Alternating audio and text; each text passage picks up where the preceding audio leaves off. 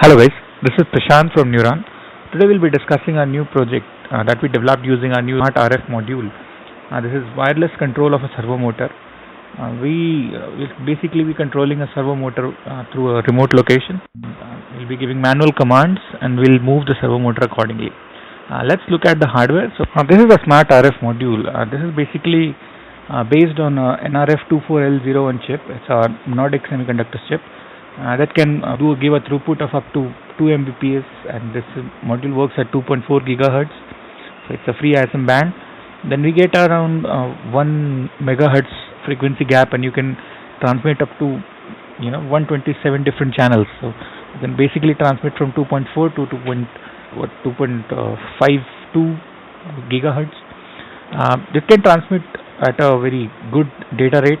You can have configurable data sizes as per your use. We have also given a 8-bit controller on the board. It's an Atmega, and we have given a USB input similar to what we have given in our earlier Smart Wi-Fi module.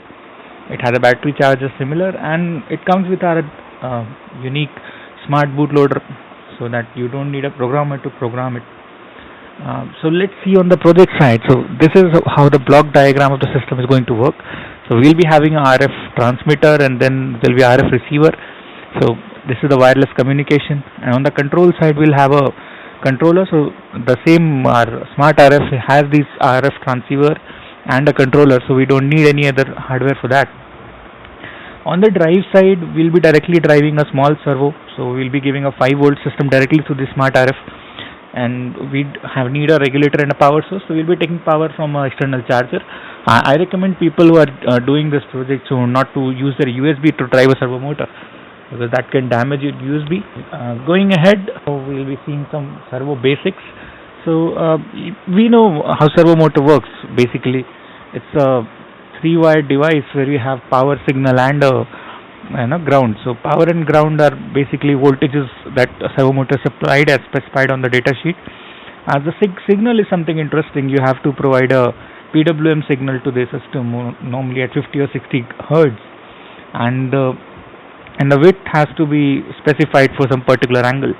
So if I want a medium zero angle, I'll be providing say 1 millisecond pulses, and then again for say half of the movement I'll giving 1.5, and similar for full movement I'll be giving 2 millisecond pulses.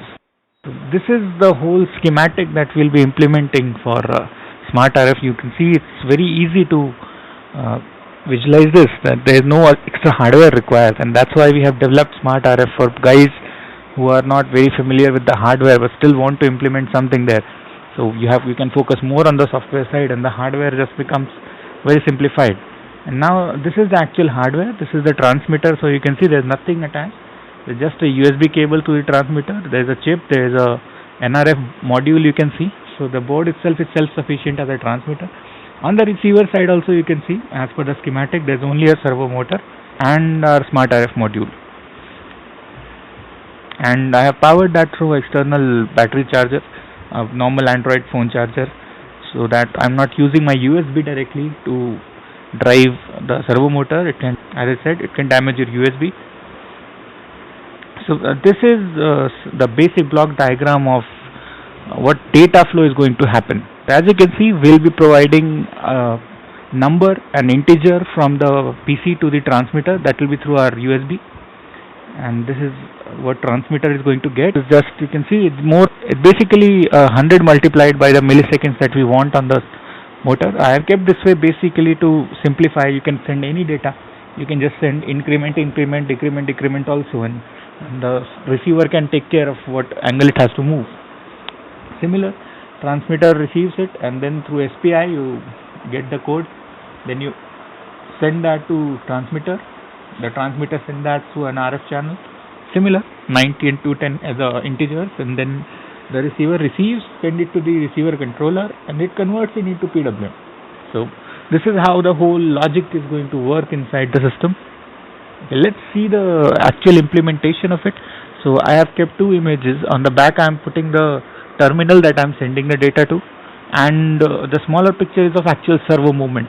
I have given some delay so that you can visualize both at a time. So as I give the data, it will take around half a second, and then the movement will happen. So let's start the project. So now I'll be giving the first angle, say 90, so it doesn't move because it's already at the first position. And I'll give another position. As you can see, it will move again. So it will keep on happening. I can show you. I've tried to implement the best angles possible. That normally you can give 1 degree, you can give 10 degrees, any angle. So right now I have made smaller movements also, bigger movements also. So on the video you can visualize that. So the whole thing is that there is no physical connection between the servo and the transmitter. So your servo can be a door lock, your servo can be a curtain, anything that you want. It can be any application where you want some movement, and a remote controlled application. This module simplifies this application, how this can be done. I have always been fond of wireless communication, and as a designer it's very interesting to see how things are becoming easy. So thank you guys, this was the project. I hope to see you again with the next video. Thanks for watching.